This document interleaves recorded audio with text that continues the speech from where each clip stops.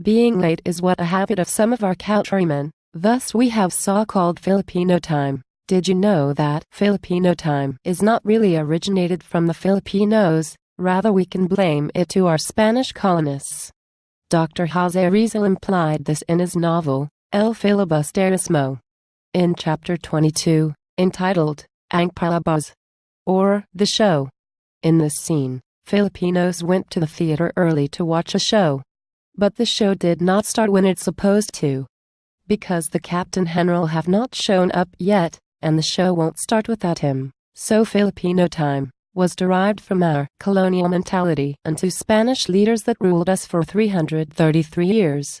The practice of the superior to come late and thus preserving their importance. It is time again for our word of the day. Our word of the day today is the word called late. But first, allow me to say hello to all Filipinos in the United States, especially to all Filipinos in California and San Diego, Corona, Los Angeles, Menifee, and Pasadena. Hello also to all Filipinos in Maryland, especially in Bethesda and Garrett Park. Thank you for listening to Pedro Radio to all Filipinos in Florida, especially in Gulf Breeze, Miami, Pensacola, St. Petersburg, Tampa, and Waimama. Thank you also to all Filipinos in Virginia, especially in Virginia Beach, Chesapeake, Christiansburg, Harrisonburg, and Norfolk. Late is defined as occurring, coming, or being after the usual or proper time.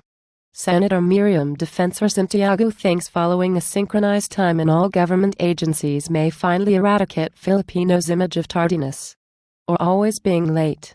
Filipinos are notorious for their tardiness such that being late has become synonymous to Filipino time, Santiago said. A definite time reference would remove inefficiencies brought about by different interpretations of time, particularly among government offices.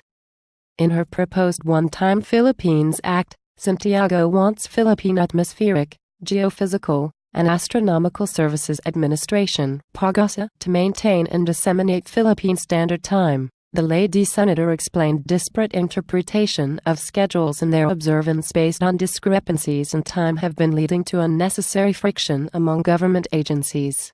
She explained her bill, including similar proposal from Senators Antonio Trillanes and Edgardo Ongara, would allow the government to provide more efficient services.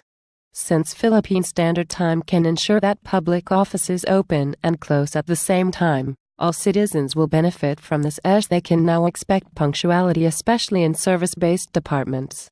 The consolidate measures of Santiago, Trillanes, and Ongara also requires television and radio stations as well to follow the Philippine Standard Time in their broadcasts.